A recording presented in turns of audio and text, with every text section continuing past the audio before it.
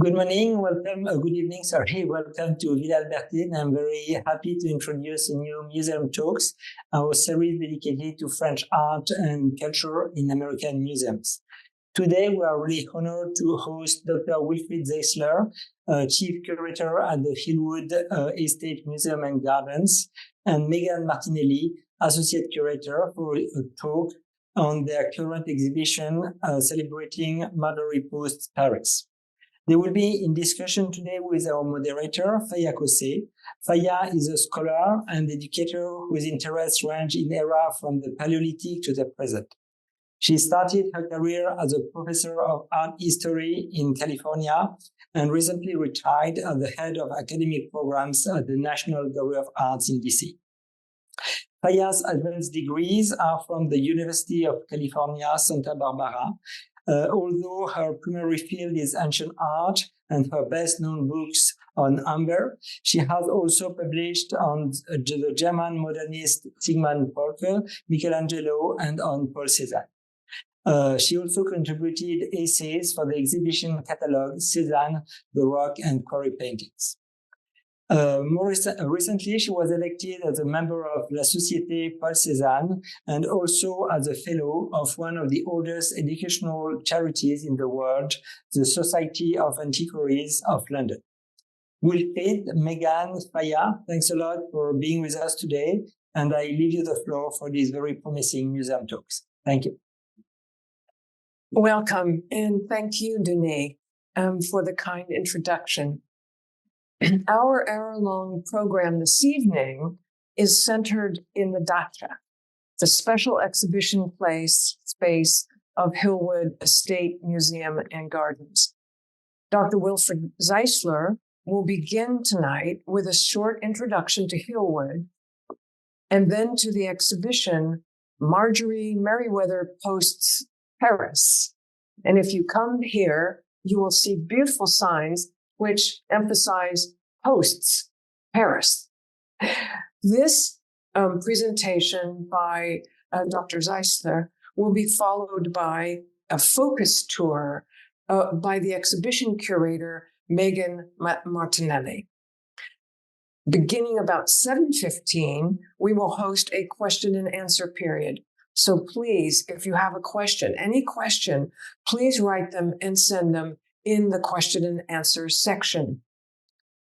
And now I'd like to introduce Wilfried. Wilfried is Hillwood's Deputy Director and Chief Curator. He is a graduate of Sorbonne University and the École du Louvre. Wilfried has written extensively on French and Russian decorative arts.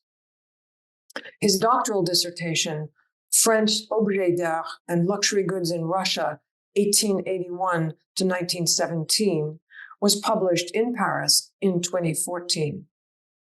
But already back in 2009, Wilfried participated in and curated exhibitions in Paris, in Monaco, as well as here in Washington. I'm only going to mention some of his most recent exhibitions here. One that was particularly dazzling in 2018 was Fabergé Rediscovered. Natural Beauties, Exquisite Works of Minerals and Gems was in 2020. And the next year, we got The Porcelain Flowers of Vladimir Kanevsky. In 2023, he curated two shows, Determined Women, Collectors, Artists, and Designers at Hillwood, and Glass, Art, Beauty, and Design. I'll have to choose again when I talk about his books. I'm going to mention three. Fabergé Rediscovered, published in 2018. The best-selling here, The Houses and Collections of Marjorie Merriweather Post, The Joy of It, that was 2022. And last year's Les Yusupov, un siècle de collection française. And now I turn it over to Wilfried. Thank you so much, Faya. It's a great pleasure to be with you tonight. And I thought that for some of you who might not be familiar with Hillwood, we would start with a PowerPoint to show you where we are standing. Actually, we are inside our exhibition space, but I thought, especially right now, where DC is blooming in this spring period, to show you about where we are located. So the first slide I have to share with you today shows you actually a beautiful view of our mansion, which is where the permanent collection is stored and displayed, which was actually Marjorie Post. You can see her on the other part of the slide, who was Hillwood's founder. Marjorie Post was born in 1887 and she died in 1973. She was the only child of C.W. Post, a founder of the family cereal company Postum Cereal, and she was trained by her father to take over the business, which she did in 1914 and expanded it in General Foods. And she very quickly became a very well-recognized collector with a special focus on French culture, French decorative arts, and later on, she also got interested in Russian imperial culture, having been on post with her husband in Moscow in the late 30s. So Hillwood was her last home that she bought in 1955. We are located here in DC on a hill, Hillwood, in the center of the Rock Creek Park. And on the next slide, you can see actually the beautiful view of our main mansion here at Hillwood and the 25 acres of the estate, which I hope you will come and visit to enjoy the beautiful, spring here in DC, is divided between actually formal garden. And here you can see on the left of the slide, our French parterre. So inspired by French tradition, so completely in connection with what we will explore today. And the second half of the gardens are actually woodland. As I mentioned, we're on a hill close to the Rock Creek Park. And that's what you can see on that image in the fall here at Hillwood. The estate has different buildings, including a greenhouse. So next slide, please. The greenhouse, you can see it and visit it. So it's part of your experience when you come to visit us, not only visiting the mansion and the permanent collection, but also the different outdoor buildings, such as a greenhouse. We also have a Japanese-style garden, which is fitted with this beautiful photo on the same slide. And then next slide, we also have different areas, such as a rose garden and even a putting green, as you can see on this slide. Right now, we are standing or sitting, actually. Soon someone will stand here and show you all these beautiful treasures here. So in one of our exhibition space, so the next slide is actually the building in which we sit right now. The museum organized, among other programs, we have 2 exhibitions a year in 2 separate buildings. This one is our February to June exhibition, and it's featured in that special building, the Dacha here at Hillwood, in which Marjorie Post, as you can see on this slide, is inviting you for a presentation tonight. That photo actually was a very nice discovery we made during this preparation for this exhibition focusing on Marjorie Post Paris. So you can see it's a very rare photo of her on the streets of Paris. So when I found that photo of her leaving that car on the street of Paris, I had a feeling this is Paris because I lived there for 15 years and I couldn't identify the street. So we had to do a a lot of research. And actually, we know exactly when that picture was taken, September 1949, when she's attending a very beautiful event. She seems to be very happy, as you see. It was a wedding of her daughter, Eleanor Barzin, who actually lived in Paris on Rue de la Faisanderie. So today in our exhibition, we will actually focus on following the footsteps of Marjorie Post to Paris. How was she traveling? Where was she staying? What was she doing? What was she enjoying while in Paris, as we all do when we go there, right? So I hope you are ready to travel. So you have packed your trunks. Here is a beautiful slide with our trunks from our trunk room in storage. So it's a little preview of what we have.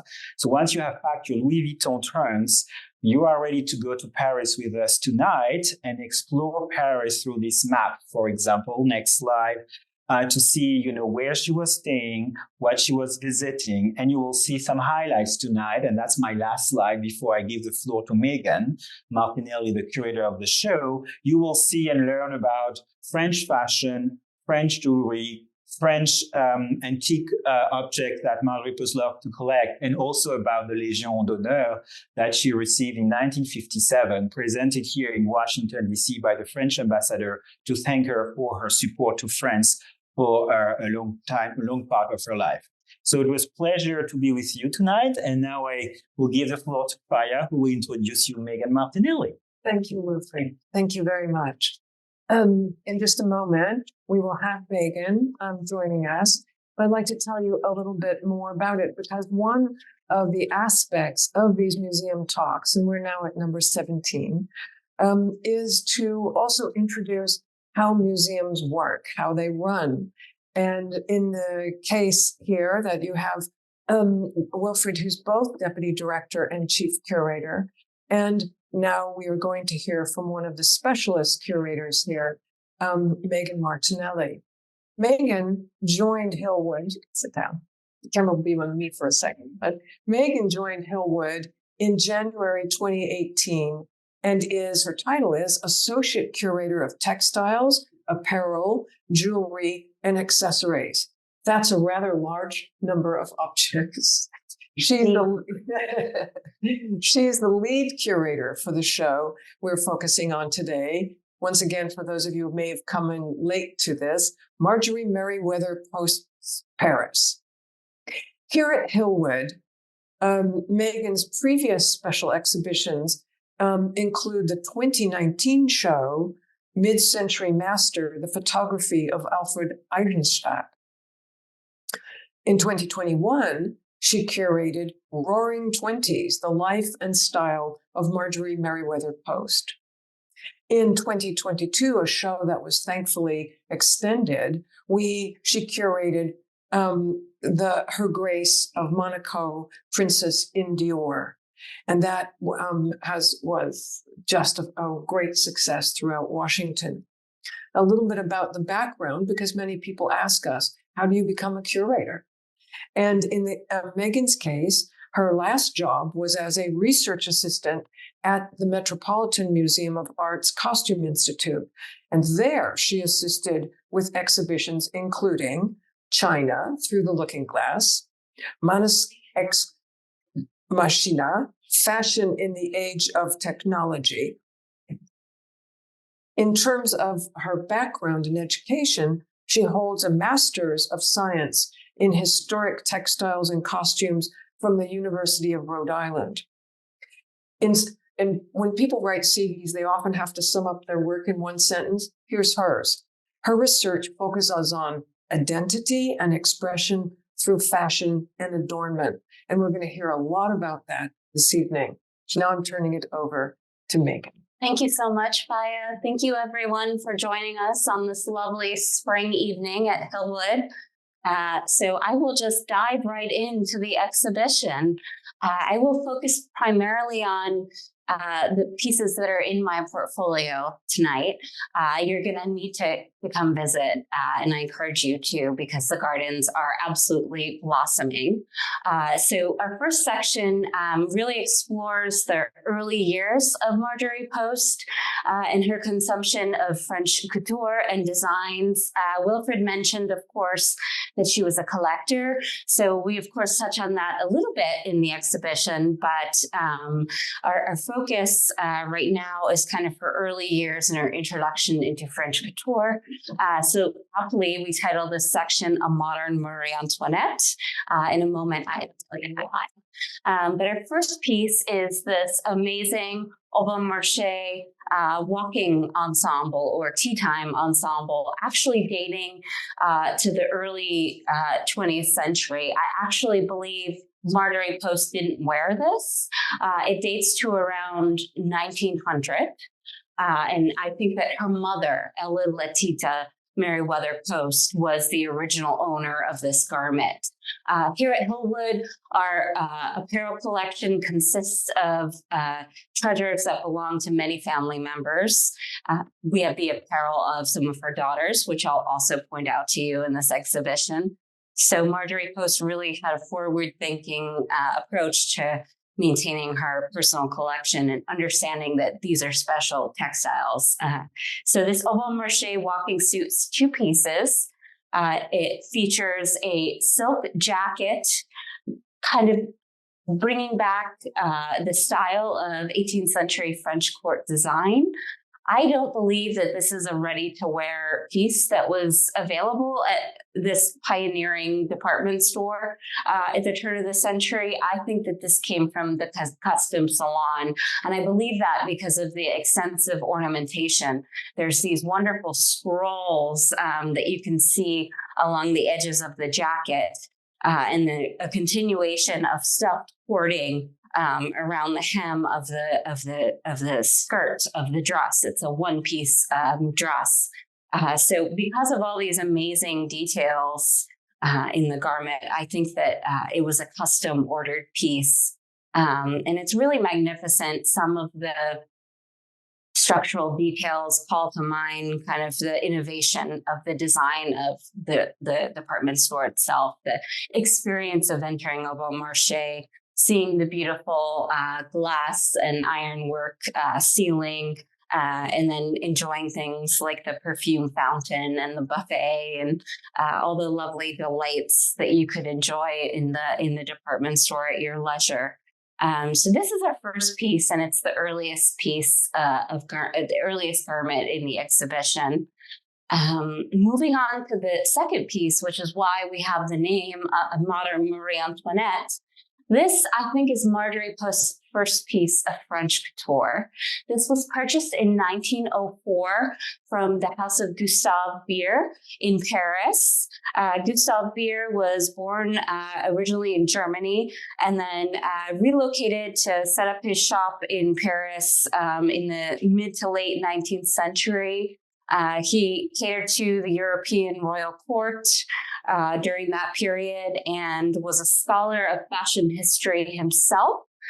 He was especially interested in 18th century technique and design, which was experiencing a revival in the Gilded Age.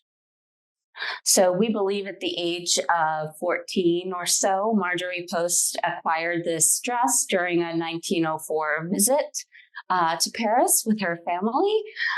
We even have an image, which you'll have to come to the exhibition to see, of her wearing it with a powdered wig as Marie Antoinette, including a mouche or a little birthmark to kind of celebrate that pastiche of French couture life. So this is a really incredible gown in the collection. It has a polonaise style skirt and amazing handcrafted silk flowers that are appliqued on the gown and onto the bib of lace that you see at the collar. So another wonderful thing about this gown is that Marjorie Post adored Marie Antoinette so much that when she was invited for fancy dress gowns in the 1920s, so about 20 years after her purchase of this custom piece of couture, she would revive the Marie Antoinette costume, even as a woman in her 30s, and appear at a fancy dress ball, decked out in a wig and with all the accoutrement of looking like the French queen. And if you visit Hillwood and are familiar with our collection, we have a lot of pieces that are tied to the court of Marie Antoinette or in some way connect to that figure. So moving on from this section, there is a third garment, which Wilfried teased in his PowerPoint. It's a showstopper, but I think you're going to have to come in and see it. And it's our final conclusion of the early 20th century, the 1900s in this section. So I'm hoping that everyone will come and look at it in person. Our next section is called A Shopping Guide to Paris. In this section, we look at garments dating later in time to the 1930s and the 1940s. So I will start first with this beautiful ice blue silk wedding dress from the firm of Curator. So this is the second Curator gown that's in the exhibition. The first is off view, and you got a look at it in the PowerPoint. But this is a later Curator. If you're not familiar with the firm, it was founded by 4 Parisian sisters in Paris in the 1890s. And they came from a very artistic and creative family. Their mother was a traditional French lace maker and had been so for that practice had continued in the family for generations. And their father was an art historian and design educator. The eldest of the four sisters, whose name was Marie Callow Gerber, was the one credited with being the director of the design firm and the one with the best attention to eye and color. As the sisters sadly start to pass away in the 1930s and fashion changes a little bit, Marie's son, Pierre Gerber, took over the business and hired a very interesting Parisian society designer named Louis Boulanger to design for the firm. And she did so only for 2 or 3 years. This particular designer is known for her interesting use of color. So in the example of this wedding gown, she kind of plays with the contrast between the silk satin and silk chiffon in these ribbon strips that are cut on the bias. And then there's this also lovely gauzy layer of silk, almost as a surplice or wraparound bodice. Really lovely construction, a dropped sleeve with box pleating to add some puff. And I will have to tell you that the artificial flowers are replicas of the original. And we found a firm actually in New York City that did the reproduction flowers for us that's been around since 1913 called MS Smallberg. So we commissioned them to create these amazing flowers. This gown was not worn by Marjorie Post. It was actually worn by her middle daughter, Eleanor, who Wilfried mentioned during the beginning of the presentation tonight. Eleanor being the daughter who moved to Paris and was a serious collector of 18th century French decorative art. So Marjorie Post ordered this gown for Eleanor's 1933 marriage to Etienne Gautier. And there was even a photo shoot with the famous photographer, Hungarian-born photographer, Madame Dora. And so we have some images from that photo shoot here so you can understand how the wedding dress would have looked during the time of Eleanor. So it's a really rare piece, and we're thrilled to have it in the collection. Moving on to the next garment is another wedding dress. And again, not worn by Marjorie Post, but Marjorie Post loved weddings and she loved being very generous to her family members and getting involved with the planning, especially the idea of fashion and organizing a dress and accessories and a trousseau. All of those things appealed to her because she was incredibly organized. And it just was something that she thrived at doing.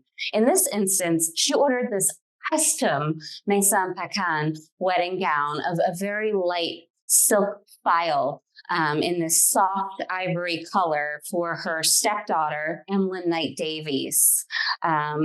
In the 1930s, I think Wilfried alluded to the fact that Marjorie Post and her then husband, Joseph Davies, were stationed for his ambassadorial posts, first in the Soviet Union and then subsequently in Belgium. So while they were at the embassy in Brussels, Marjorie Post set to work in organizing the ordering of this amazing 11-foot train custom Paquin gown for her stepdaughter. So the whole thing is documented in Marjorie Post's scrapbook, which almost functioned as a journal. So you can see actually the vendeuses and the petit mains and the creative director of Paquin coming to the embassy for the fitting, which is really unusual. So they traveled from Paris to Belgium for the final fitting. And you can also see Emmeline trying on a historic tiara that she wore as part of her bridal headwear. one tradition of Marjorie Post was to ensure that someone had historic lace with their wedding trousseau. So in the case of this wedding dress, Emlyn wore a historic lace collar from 1932 that was worn for the marriage of Louis of Orleans to King Leopold I of Belgium. And that collar is today in the Smithsonian's American History Museum. But going back to this dress, it's really incredible. It has the traditional orange blossom wax flowers, but then it has some really amazing special kind of couture level details, like the puff sleeves and the pleating, again, the kind of wraparound bodice. And if you really think about the shape of the neck, it is quite late 30s. Early 1940s, in almost a sweetheart neckline. But then imagine that there would be a collar over that. And you can see a photo of that if you come to our exhibition. And then the final gown in the collection presented in this section is also from the House of Paquin.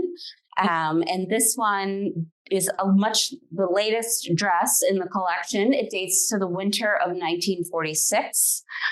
So the House of Paquin, of course, started in the late 19th century.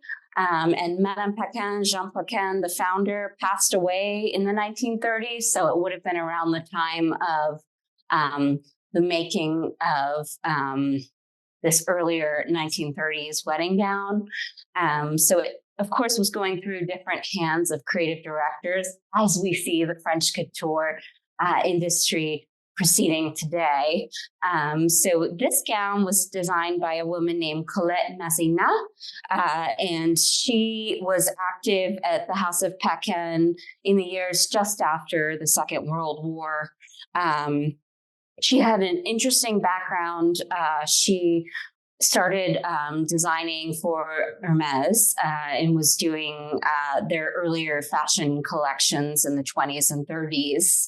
But in this instance, it's a lovely example of kind of transition from 40s into the 50s. I'm sure everyone's familiar with Christian Dior and the new look of December of 1947. We see this fullness of the skirt starting to emerge. This is a beautiful figured satin silk skirt that's lined in tulle and horsehair to add stiffness.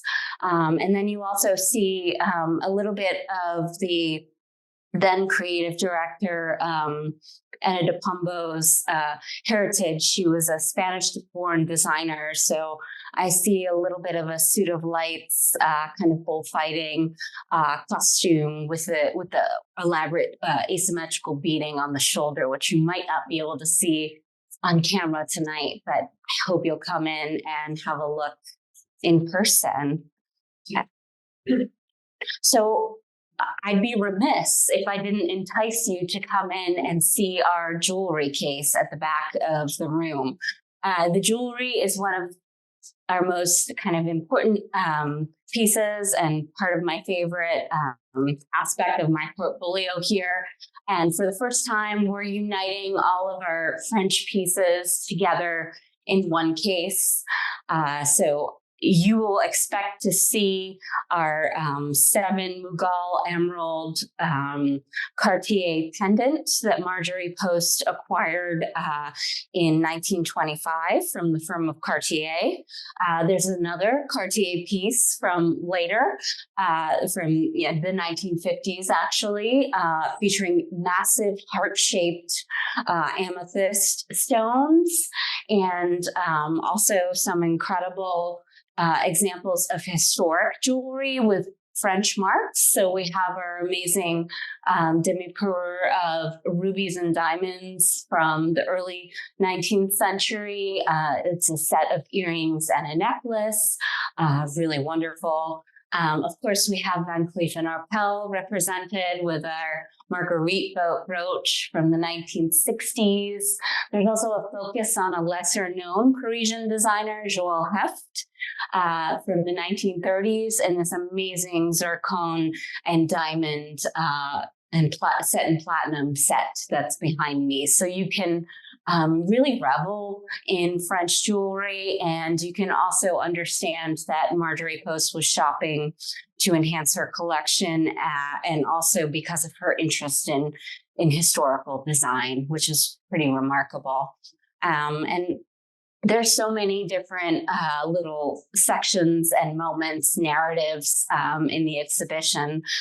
We displayed some fabulous parasols, printed parasols on nylon from Paris from the 1950s. Marjorie Post was very assiduous about her skin. It was important for her, and people always complimented her on it. And so I think part of that was staying out of the sun with her amazing Parisian parasols. And then, of course, there's some other accessories of the French in Paris. Craftsmanship was such an important part of the legacy of the city. So Marjorie Post would freshen up her wardrobe with an amazing hand-embroidered silk blouse in the 30s and 40s and 50s. And we have one of those on display, probably it's from a much lesser-known shop, but it's still a testament to the craftsmanship that you could enjoy as a visitor to the city. And of course, I think Wilfried alluded to the Legion of Honor that she received in 1957. I took it a few steps further and also included kind of the furnishings that could be worn with the Legion of Honor, which you can have a look at, being the little red bar to display the award, and little rosettes to make sure that all of your orders were properly displayed on your lapels.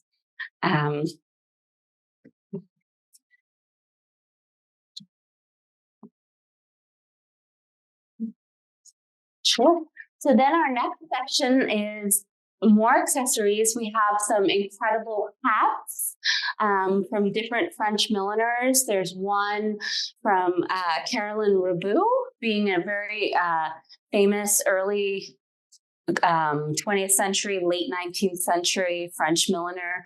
There were many French milliners active during this time period, but Caroline Rebou was able to kind of set herself apart. She made a name for herself. Much like Charles Worth, there was a legacy around her that brought Empress Eugenie into the picture as a patron, and made it, there's this whole discovery story about Caroline Rebou, and I think that helped promote her as a very important French milliner. Our hat dates to the 1890s and actually probably belonged to Marjorie Post's mother and wasn't worn by Post herself, because Marjorie Post would have been a young girl at that time.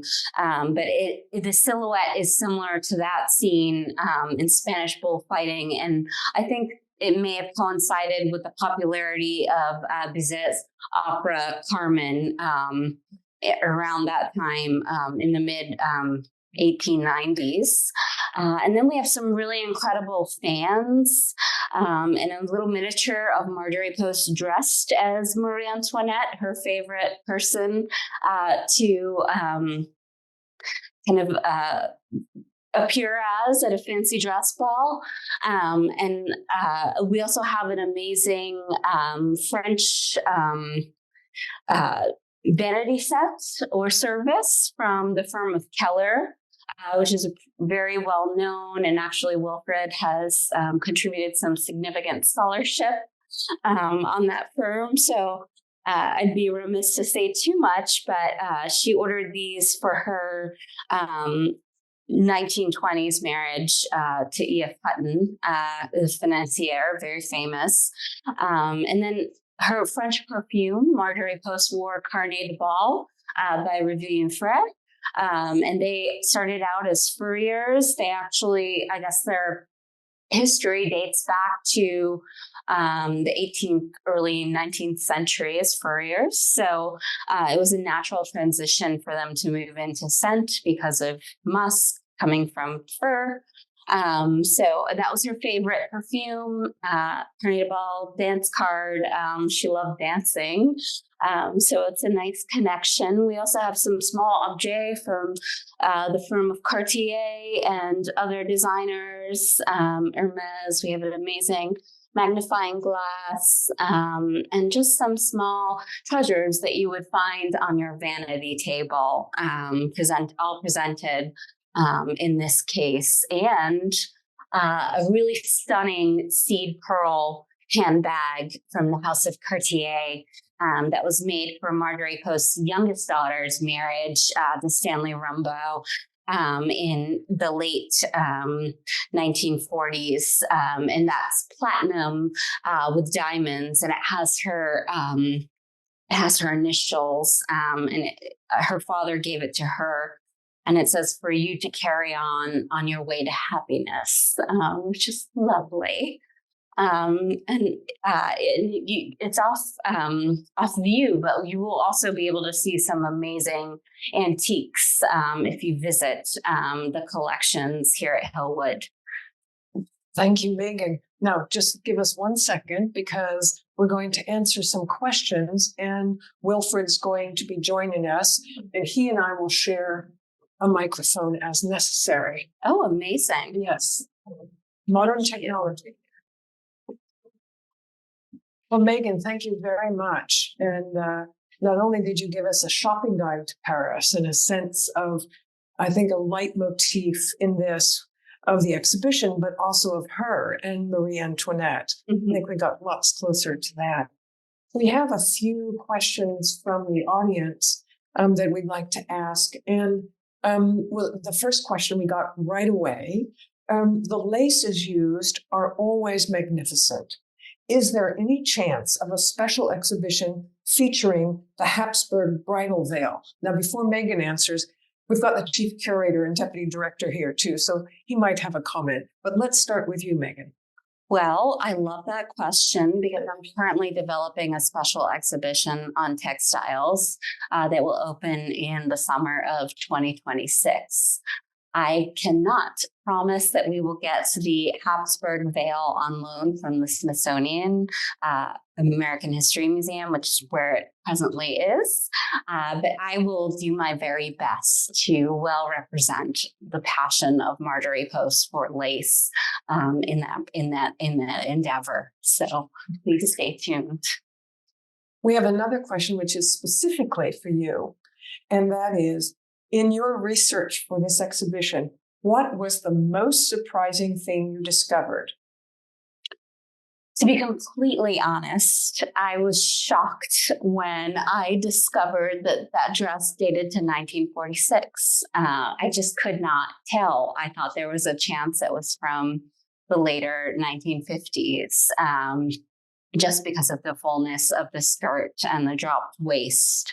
I know the telltale sign were the full, very ornamented shoulders of the 40s, but I thought perhaps it was a holdover. So that was a really exciting discovery. I was also stunned to find out that this Maison Paquin dress was ordered in early April for an early May wedding.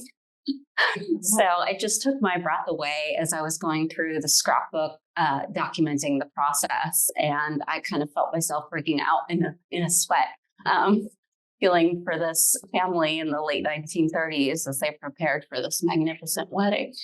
I have a question which is both, I think, for Wilfried and Megan, and maybe Wilfried can answer it first, and that is, what measures do you take to conserve such beautiful and valuable gowns and materials here at Hillwood? So I will answer first generally about conservation here at Hillwood, and then I will let Megan answer specifically about the dresses. So we have a quite large collection, about 20,000 pieces of art, which only about 30% is on view.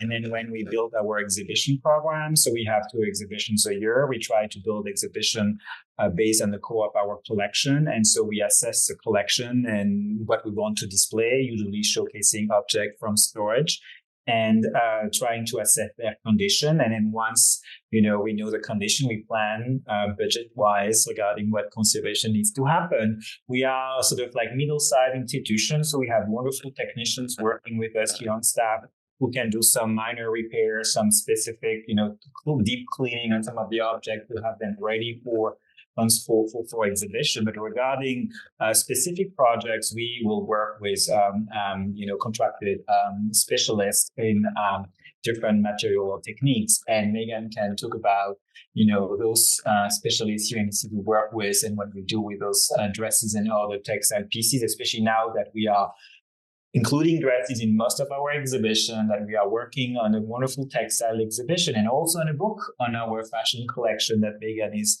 working on. So Megan, you can tell us more about this. Yes, indeed. So I'll start by mentioning that there's some pretty strict protocol regarding the handling and display of textiles. The main thing to think about with the exhibition is light exposure and climate exposure, environment exposure. So we limit the light levels in our galleries to ensure that there's no fading to our garments. All of our galleries are climate controlled, but I also limit kind of on a case-by-case basis the availability of an object to go on display. So I assess it based on condition, issues, and problems, but the general rule is 3 to 5 years off view in storage in the dark, away from the kind of gallery-like environment. But we can, it depends also on condition. I always say that conservation is a little subjective. And then the other part, of course, is for the installation of exhibitions.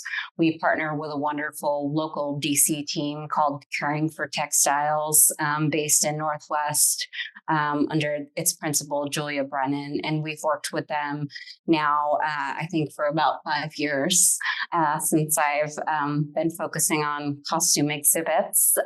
So we're really lucky. They have to really build their time in to care for these objects. And often they require treatments that you wouldn't expect. Silk, for example, is especially fragile and subject to aging and degradation. So they have a whole series of protocols that they follow when conserving that.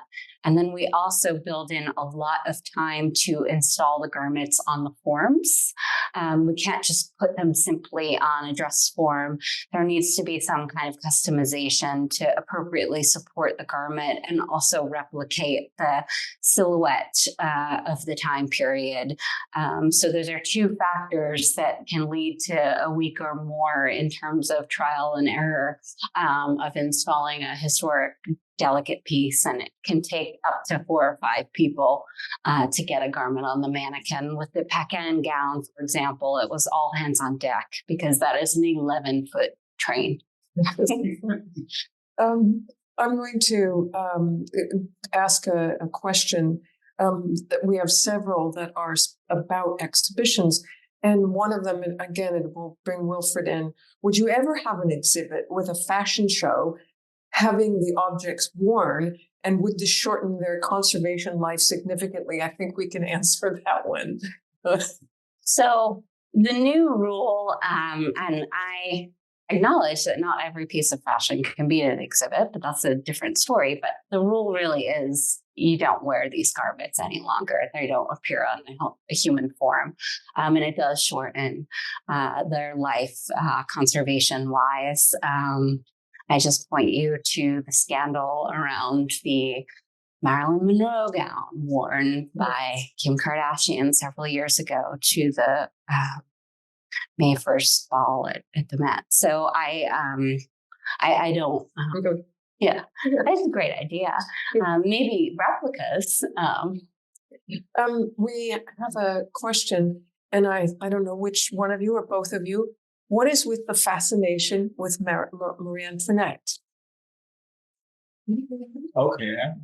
Why don't you try and then oops. All right. So, well, I will say Marjorie Post was when she started to get interested into French culture. She went first time actually in 1900 to Paris at the World Fair, but she began really to collect. So she was exposed to French culture quite early on at a young age, but she began to collect in the 1920s, and that's what she moved to New York. And around that time, the main interest in collecting was a lot of interest was developing the US for French art in the 18th century around historic figures. And Marjorie Post had always been interested in the historic figure of women and history, cultural figure. And she was also interested in stories, strong story with fate of these figures. So she really developed interest in style. And so she collected up that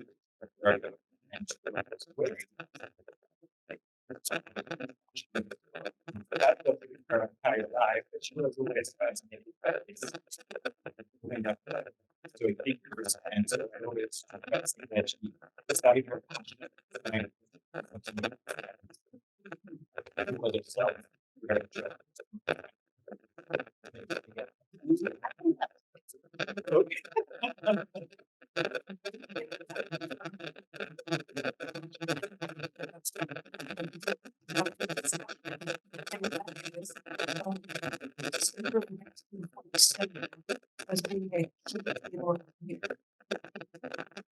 So that was in 1947 was the launch.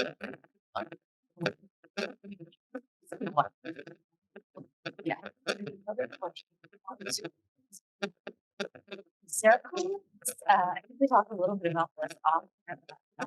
Margaret Post was dedicated to kind of being with the trends and understanding that there's a revival of these semi-precious stones in jewelry, especially in the 30s when there was a little bit of note of austerity in what design. So that's one reason why I think the coins are in place. I actually like your suggestion that they were meant to complement blue eyes as well. So I think that's a great question, but a scholarly response is a connection to the great question trying to be strange. But at the same time, Margaret Post was like a beautiful fire necklace made Cartier. So I think it was about balance. Is everything all right?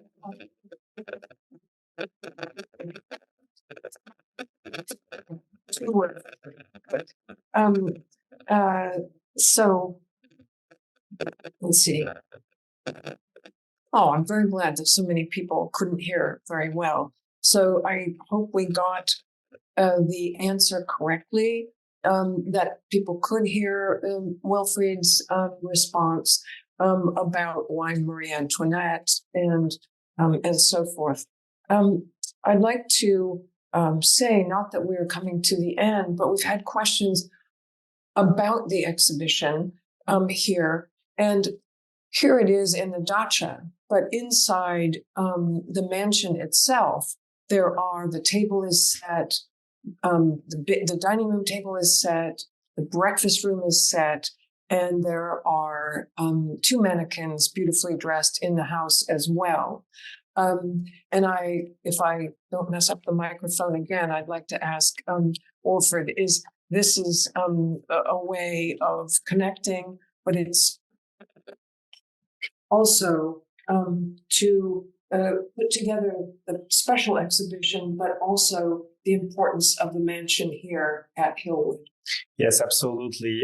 So we try to do rotations twice a year in the mansion. So trying to rotate the many objects we have in storage to change the display. So they are actually dresses rotated for also conservation reasons.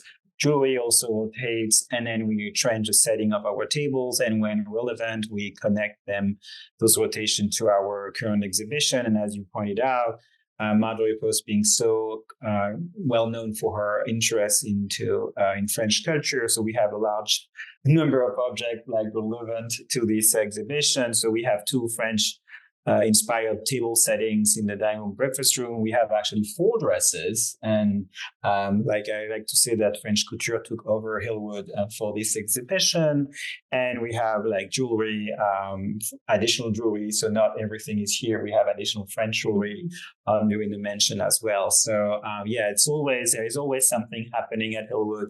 In addition to the exhibition, there are rotation in the house, plus all the lecture series and different programs that we do around our exhibition. And actually, this week we'll have a documentary about the first woman being like a director in French movie history that will be featured here at Hillwood. So if you want to see that, make a reservation at our cafe, because it's an opportunity to watch a documentary about French culture, but also to enjoy an evening here at Hillwood. So a lot happening. Thank you, Wilfried. I also wanted to ask another question that we got, and that is, how did you choose from all of the gowns that are here? Can you give us some sense of your dilemma or the easy choices? That's a wonderful question. Thank you. So I was comfortable knowing I had the buffer of being able to display 4 additional gowns in the band. That helped me kind of formulate what I would display. I also came at it from a conservation perspective too, understanding that I have a fashion exhibition also happening planned for 2027. So whatever didn't make it in this exhibition, I knew I could spotlight in the future. So I came at it with that approach. And I was also thinking about the story, the narrative. So finding things that really fit into the 2 time periods of apparel that I was going to explore. So my criteria was really French design, great condition, and connecting it really nicely. And I'm always looking for things that aren't seen very often from the collection. So that example is this wedding gown, which we actually received in 2014 from the family, and it was only on display as a mansion rotation garment previously. So that would have been up in the closet. So I'm looking for different ways to kind of mine the collection for people who are coming back to Hillwood again and again. We have some practical questions, and that is, when is the exhibition? How long is it going to be up? So let me say, the exhibition dates are, it's open, and it will be on through Tuesday, January 18th. Would that make sense? No, it would be, okay. Sunday, June 18th, right? Yes, sorry. June 18th. So June 18th. The museum hours are wonderful. That is 10 to 5. And the cafe means you can sit outside as well. I also wanted to, someone has asked how you get here. The site, the online site for Hillwood is not only one of the most beautiful, if I may say, in terms of photography, but it has the kind of questions, how to get there, and what are the directions, and then you can use that with those directions. You can put them into maps. And there is, it explains also on the site about parking here. We want to sort of summarize 2 things about this, and that I just want to say it again, Post's Paris is one way to go through the collection and to see her and to also realize the larger world of tourism in her life. But the importance of French culture, which is partly why this program today, the 17th, is because it is through the French Embassy, a partnership of American institutions here in the DC area with rich collections of French art.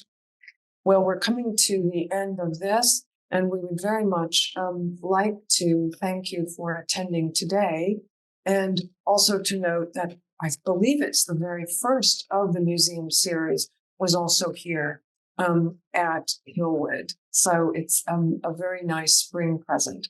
And as the azaleas are all out, if you can get here soon. Thank you.